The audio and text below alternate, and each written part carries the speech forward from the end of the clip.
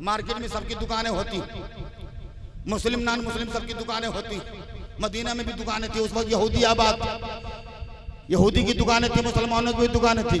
एक यहूदी एक मुसलमान के दुकान पे सामान लेने के लिए आया और पूछा भाई फला सामान है? मुसलमान ने कहा हाँ है। कहा क्या कीमत है? कहा इतनी कीमत है। कहा ये कीमत मुझसे ले लो, सामान दे दो। कहा नहीं दूंगा। मुसलमान ने कहा जोर से बोलो यार सुभान अल्लाह, नहीं दूंगा। तो यहूदी ने कहा भाई सामान आपके पास में है, मैंने भाव भी कम नहीं करवाया, पैसा दे रहा हूँ, नकद दे रहा हूँ, उधार भी नहीं दे रहा हूँ, आप सामान क्यों नहीं दे रहे हो? कहा जाओ, सामने वाला तुम्हारा बिरादरी का है, यहूदी है, वो भी दुकान खोल के बैठा है, जाओ सामान वहां से ले लो। क्या कहा? वहां से ले लो। तो उस यहूदी ने कहा हमें भी मालूम है कि मेरे साथ वाला दुकान खोल के बैठा है, अगर मुझे जाना होता तो मैं पहले ही नहीं चला गया होता।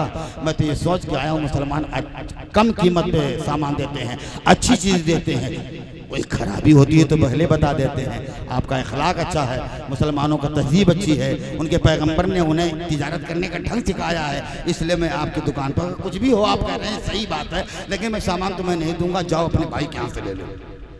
तो कहा आखिर मुझे लेना होता तो मैं तो खुद ही देख रहा हूँ, दुकान खोल के बैठा, मैं ले लेता। कहा नहीं पहले ले लो। कहा आखिर आप दे क्यों नहीं रहे? कहा पहले सामान लेके आओ तो मैं बताऊंगा क्यों नहीं। इब्राहिम भाई सुन रहे हैं? पहले सामान लेकर के आओ तो मैं बताऊंगा मैं क्यों नहीं दे रहा हूँ। ये यहूदी गया, रोड क्रॉस किया, अपने भाई की दुकान, यहूदी की दुकान पर गया और जाने के बाद में कहा फला सामान है? उसने कहा हाँ है। कहा कितनी कीमत का? इतनी कीमत का है। पैसा लो।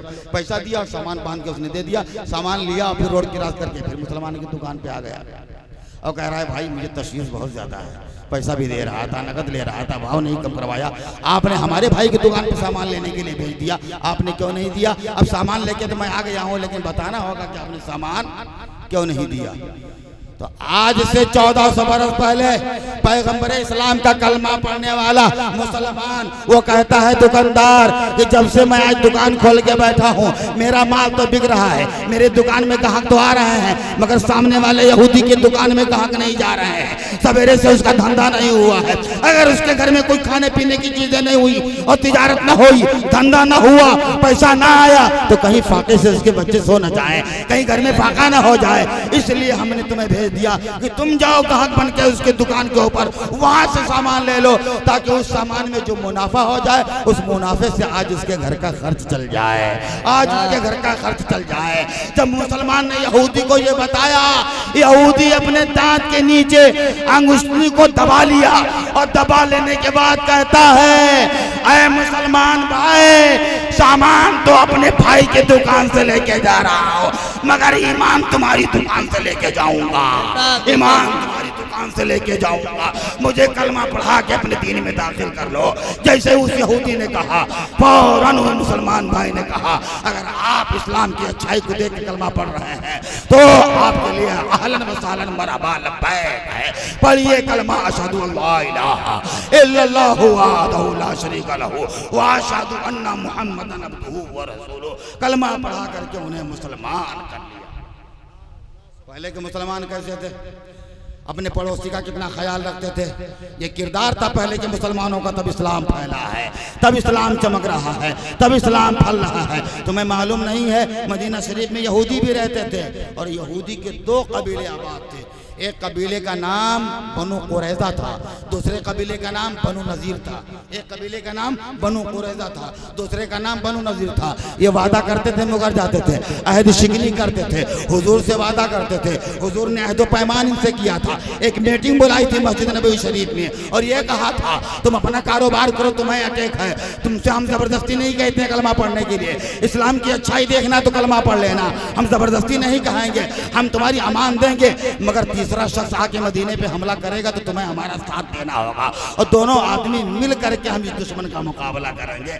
यही परंपरा चली आ रही कि नहीं चली आ रही है? आज भी हमारे इख्तलाफात, हमारे खानदान, हमारे गांव में कितना भी हो, मगर अगर कोई दूसरे गांव का, दूसरे इलाके का कोई शख्स आकर के हमारे गांव में किसी भी बिरादरी के शख्स को आंखें दिखाता है, पूरा गांव एक हो जाता है, इत्तेहाद पैदा हो जाता है, सारे लोग मिलकर उसका मुकाबला करते हैं। हम अपने गांव की शान खत्म होने नहीं देंगे, हम अपने गांव की मर्यादा जाने नहीं देंगे, हम अपने गांव की इज्जत नीलाम होने नहीं देंगे। ये मुआहिदा करते थे, यहूदी मुकर जाते थे।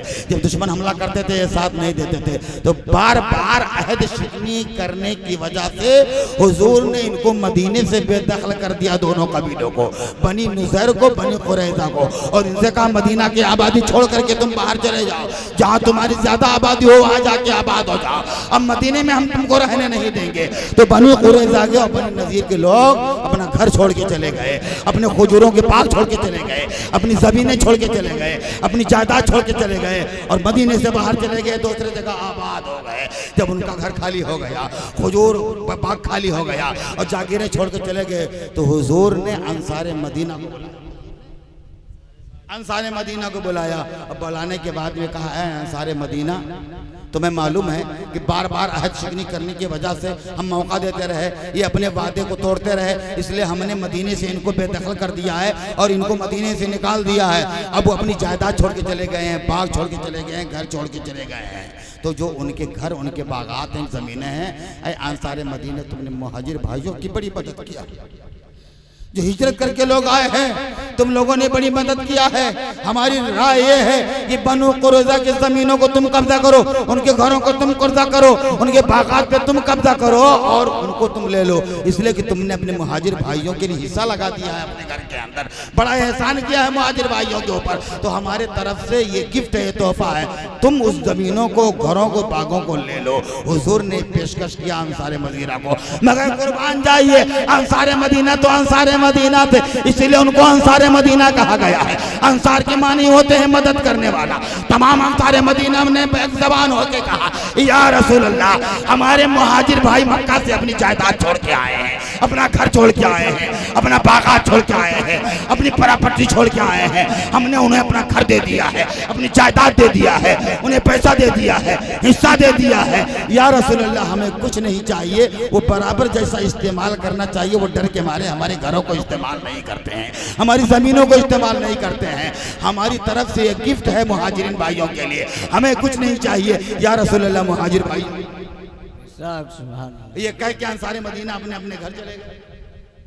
हम लोग होते तो कहते थे या रसूल अल्लाह, शुक्रिया आपका, ये बाग हमारा है, ये घर हमारा है, ये ज़मीन हमारी है, ऐसा करते आजकल के लोग नहीं करते। लेकिन अंसार मदीना ने कितनी मोहब्बत पेश किया, या रसूल अल्लाह, मुझे कुछ नहीं चाहिए, मेरे पास अल्लाह का दिया हुआ बहुत कुछ है, हम पहले ही से ताजिर तिजारत करते हैं, हमारे पास बहुत प्रॉपर्टी है, हमारे मुजाहिद भाइयों के पास कम माल है, उन्हें अता कर दीजिए। अंसार मदीना अपने अपने घर चले गए। हुजूर ने कासिद भेजा कि जाओ मुहाजिर भाइयों को बुला के लेके आओ। अब उस वक्त जितने मुहाजिर हिजरत करके आए थे, सारे लोगों को बुला लिया। अब बुला लेने के बाद में मेरे आका ने फरमाया, मुहाजिरों सुन लो, हमने अंसार मदीना से ये कहा था, तो अंसार मदीना ने ये जवाब दिया है कि मेरे मुहाजिर भाइयों को दे दीजिए, लिहाजा बनु कुरैज़ा, बनु नज़ीर के जो दादादे हैं वो तुम लोग ले लो, बाग आपस में बांट लो, घर आपस में बांट लो, जमीनें आपस में बांट लो, जायदाद आपस में बांट लो। जब हुजूर ने इतना कहा तो हज़रत अबू बकर सिद्दीक़ ने कहा, जो मुहाजिर थे, या रसूल अल्लाह, अंसार मदीना का हमारे ऊपर बहुत बड़ा एहसान है, उन्होंने बड़ी मोहब्बतें किया है, बड़ा अखलाक पेश किया है। या रसूल अल्लाह, आपने मुझे उनका भाई बना दिया है, उन्होंने अपनी ज़मीनें दे दिया है, अपना घर दे दिया है, अपना बाग दे दिया है, तिजारत करने का ढंग बता दिया है। या रसूल अल्लाह, मेरी तरफ से अंसारी भाइयों को दे दीजिए। क्या बात है, नहीं की दे, अपने पैगंबर से फरमाए, या रसूल अल्लाह, हमारी तरफ से गिफ्ट और तोहफा अंसारियों को दे दिया जाए। जैसे ही अबू बकर सिद्दीक ने कहा, हम मुहाजिर कुछ नहीं लेंगे, अंसारी भाइयों को दे दिया जाए, मेरे आका की आंखों से आंसू जारी हो गए। आपने फरमाया, आए अबू बकर सुन लो, जब तक ये मोहब्बत, ये भाईचारा तुम्हारे अंदर रहेगी, इस्लाम हमेशा तरक्की करता रहेगा, इस्लाम फलता रहेगा, इस्लाम फूलता रहेगा, इस्लाम का सैले रवा कोई क़यामत तक रोक नहीं सकता है। सुभान अल्लाह, माशाअल्लाह। मुसलमान वो मुसलमान थे जो मैदान में निकला है तो जोशे हक से कसरा और कैसर को कुचला है, जहाँ पहुँचे जमीन को आसमान से कर दिया ऊंचा, जहाँ ठहरे दरो दीवार का नक्शा बदला है। पढ़े मौलाना मोहम्मद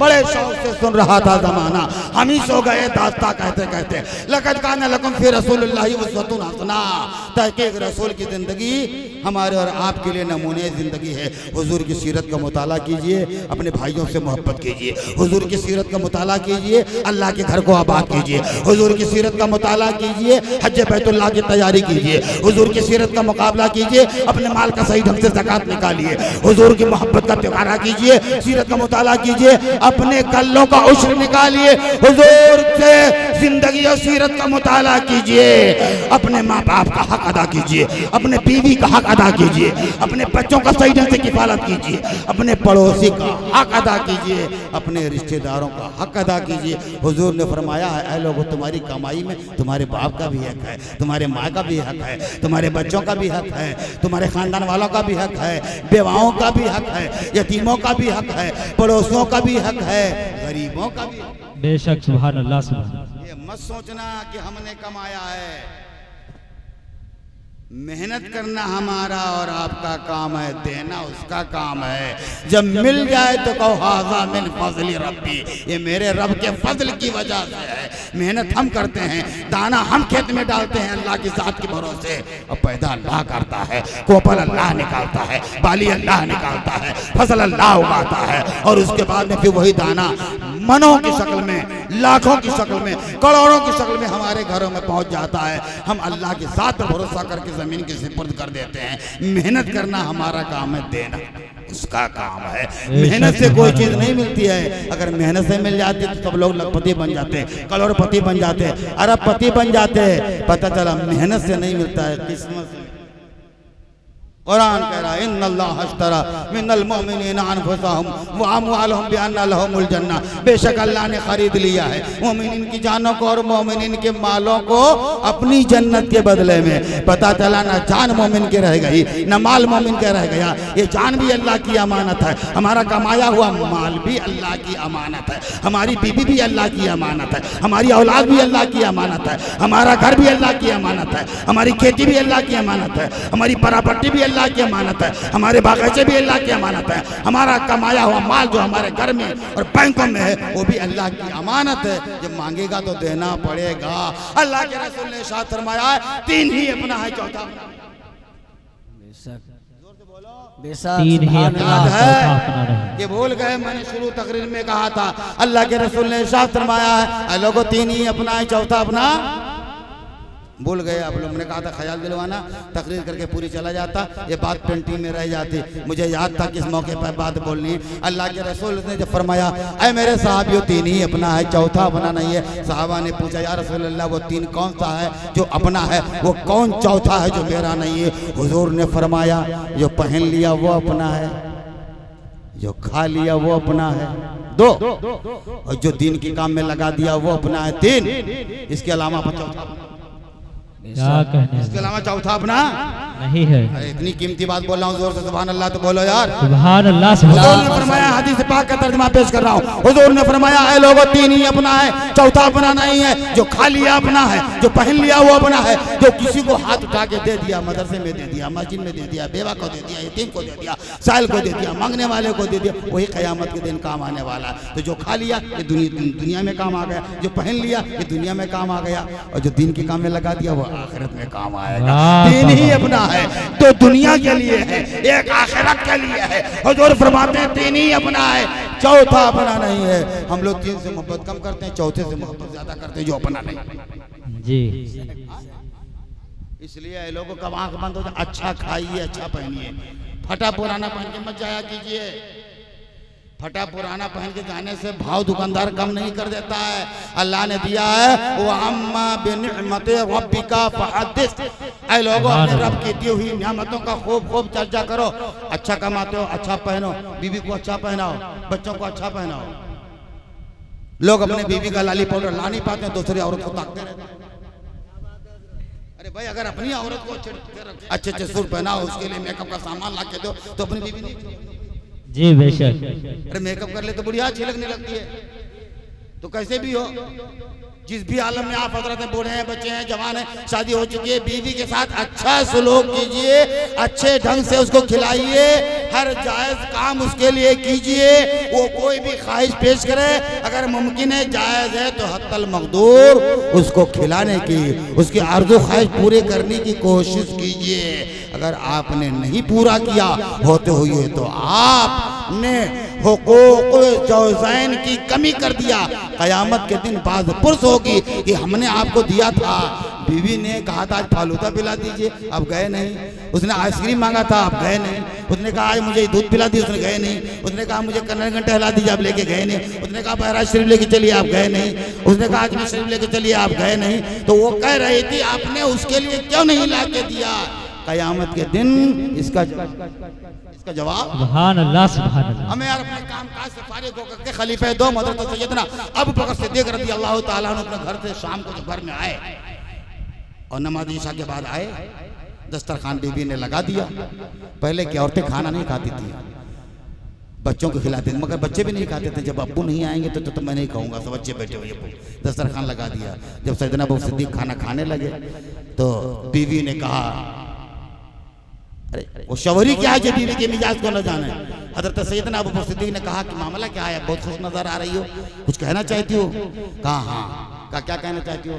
कहा बहुत दिन से मीठा खाने का मीठा खाने का मैंने बैठी हुई है, इसलिए मैं ये वाकया छेड़ दिया कि मीठा खाने का दिल हो रहा, हलवा खाने का दिल हो रहा है। गरम गरम हलवा बीवी के लिए लाया कीजिए, या सब फ्रूट वगैरह ड्राई फ्रूट वगैरह ला करके घर में शक्कर घी वगैरह रवा वगैरह ला के दिया कीजिए, घर में बनवाया कीजिए। समय मिठाई जो भी वो मांगा है दिया कीजिए, और जो भी पैसा दिया कीजिए उसका हिसाब भी लिया कीजिए।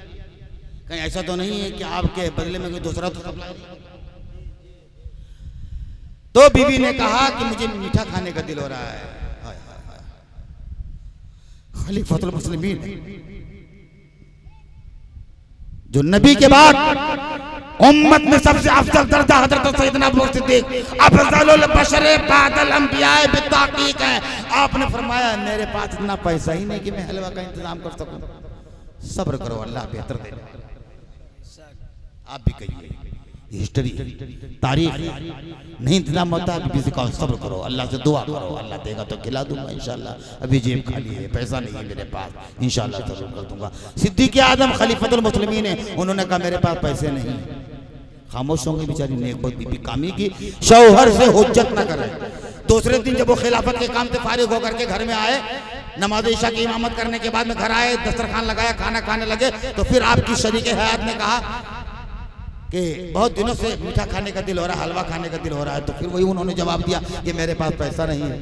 बैतुल माल का खजांची मेरे घर का खर्च के लिए इतना ही पैसा देता है जितना मेरे घर का खर्चा चल जाए। मैंने तिजारत करना भी बंद कर दिया जब से खिलाफत का बागडोर संभाला है। अब तिजारत में जो पैसा था वो इस्लाम की राह में खर्च कर दिया है। जो बैतुल माल से मिलता है सहाबा के मशवरे से महाना पैसा तय हो गया है, उसी से मेरे घर का खर्च चल रहा है। तुम जानती हो बैतुल माल तो रोजाना खजांची ये पैसा दे देता है।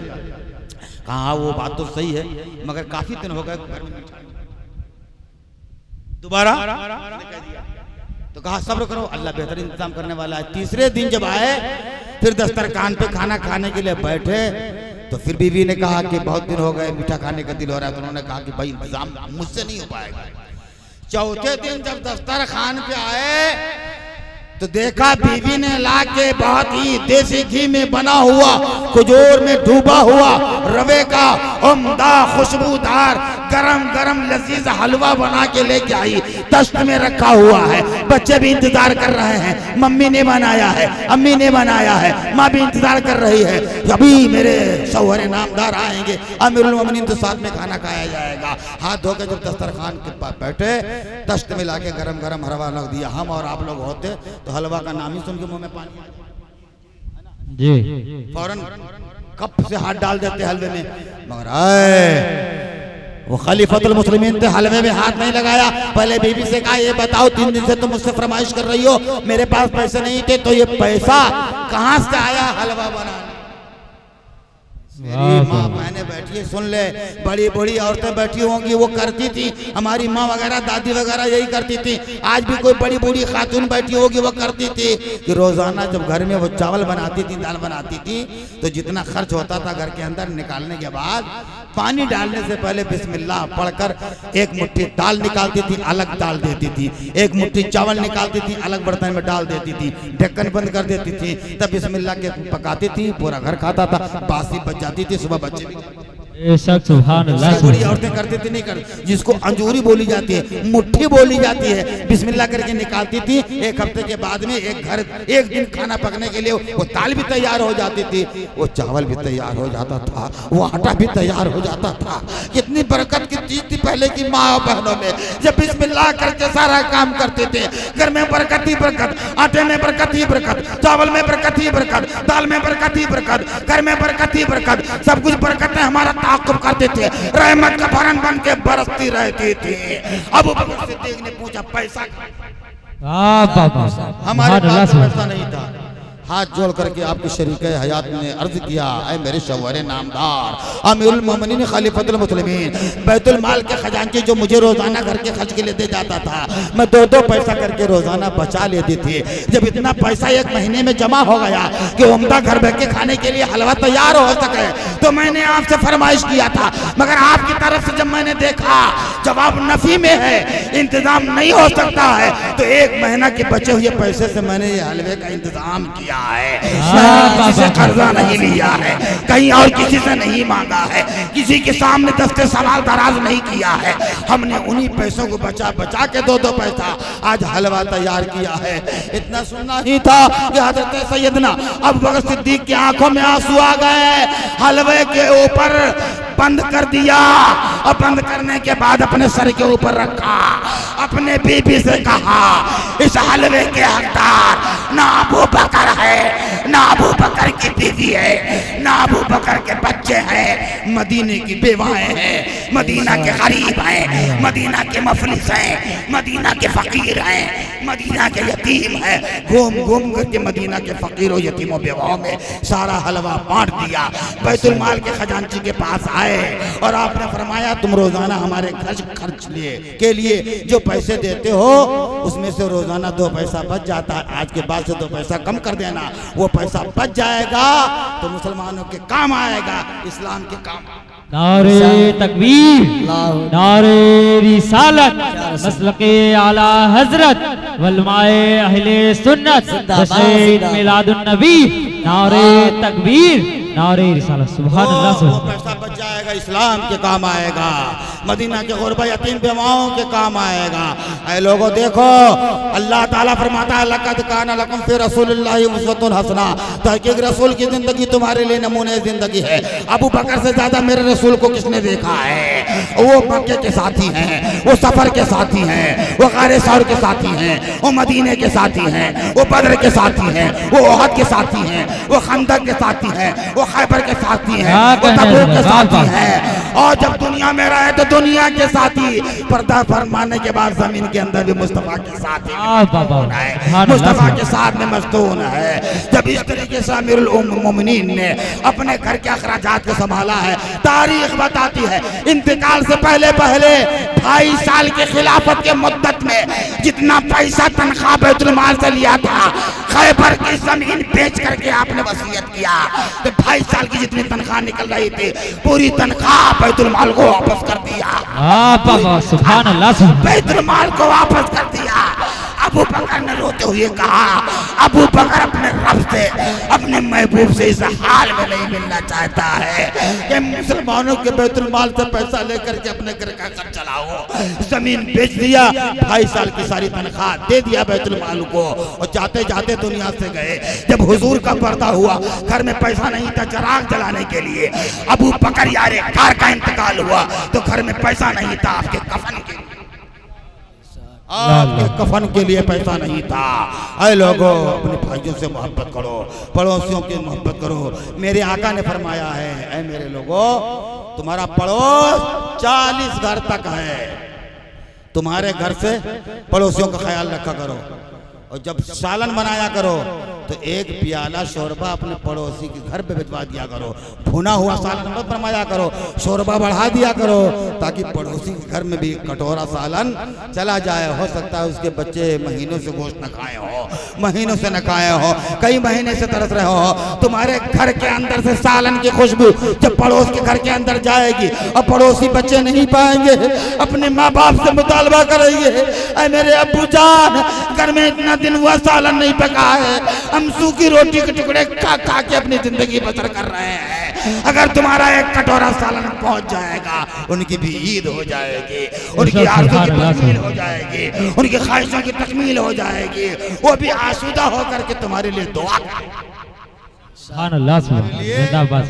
दुआ करेंगे। हमारे अयूबा बैठे हुए हैं, हमारे जो है हमारे जो है परिदार गंजा पे रहते हैं, जहाँ भी तकरीर होती जाते हैं, हमारे कलीम भाई दमाद बैठे हुए हैं, जमीन पे बैठे हुए हैं, बहुत सारे लोग आए हैं, बहुत सारे चाहने वाले बैठे हुए हैं। हज़रत अमीरुल मोमिनीन उमर फारूक आदम की खिलाफत का ज़माना, मेरी माँ बहन सुना खिलाफत का ज़माना है, आपकी खिलाफत का ज़माना। और हज़रत उमर फारूक आदम ने मालूम है, एक ईसाई मौलवी ने लिखा है कि 10 साल तक आपने हुकूमत किया था, 10 साल और मौका मिल जाता हुकूमत करने के लिए तो इस्लाम दुनिया की चप्पे चप्पे में उस वक्त फैल गया।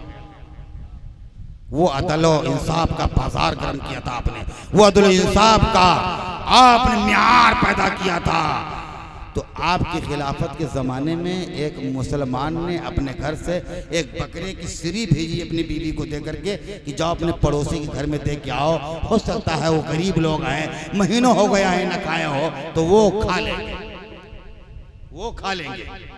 तो वो लेकर के पहुंचती है, देने के लिए कहा ये लो हमारे शौहर ने आपको दिया।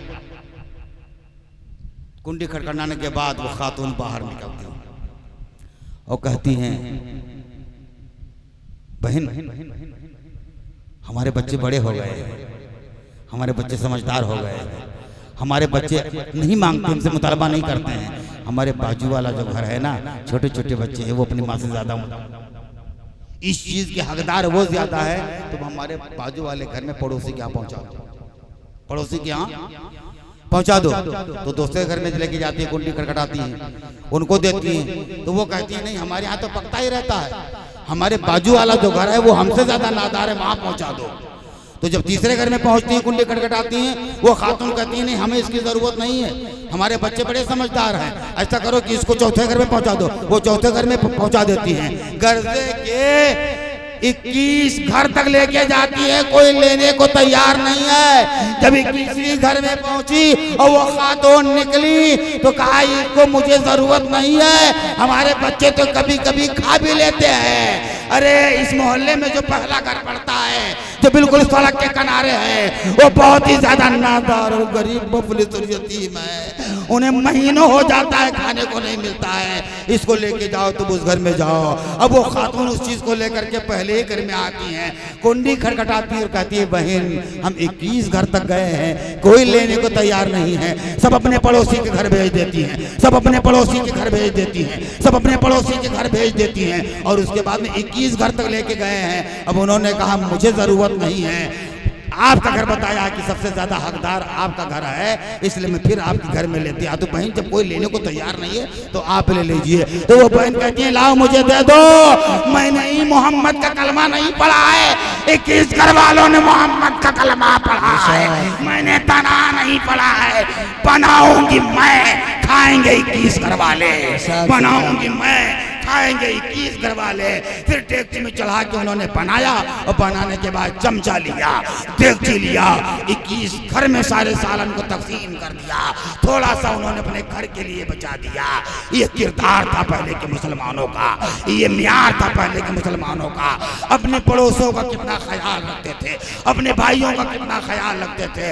ऐ जलसा गाह में आने वालों, तुम भी अपने भाइयों का ख्याल रखो, अपने माँ का ख्याल रखो, अपने बाप का ख्याल रखो, अपने पड़ोसी का ख्याल रखो, और अल्लाह उसके रसूल के हक को अदा करो, नमाजों के पाबंद बन जाओ, अपने गुनाहों से तौबा कर लो और ये अहद कर लो कि अब आज के बाद से कोई गुनाह नहीं करेंगे और इंशाअल्लाह हमारी कोई नमाज कज़ा नहीं होगी। आपके गांव में मस्जिद है तो मस्जिद में पढ़िए, मदरसा है मदरसे में पढ़िए, घर में घर को साफ कर लीजिए वहाँ पढ़िए, नमाज जुमा जहाँ पढ़ते हो वहाँ पढ़िए, लेकिन 5 वक्ता नमाज का पाबंद बन जाइए। इसलिए कि रोज महशर की जहाँ गुदाज बुआद अव्वली पुरुष से नमाज बुआद क़यामत के दिन जान पिलाई जाएगी और सबसे पहले नमाज के ताल्लुक से पूछा जाएगा। इसलिए ऐ लोगों, नमाज के पाबंद बन जाओ, नमाज के पाबंद बन जाओ, अपने भाइयों का ख्याल रखो। पढ़िए दरूद पाक अल्लाहुम्मा सल्ली अला सय्यदना मौलाना मौलाना मोहम्मद सल्लल्लाहु ताला अलैहि वसल्लम। सलातु व सलामुन अलैका या रसूलल्लाह सल्लल्लाहु ताला अलैहि वसल्लम। पाकिस्तान में एक मज़ार है हज़रत शेखुल इस्लाम बाबा फरीदुद्दीन गंज शकर, बाबा फरीदुद्दीन गंज शकर रहमतुल्लाह ताला अलैहि। वो जब हिंदुस्तान पाकिस्तान बांग्लादेश नहीं बना था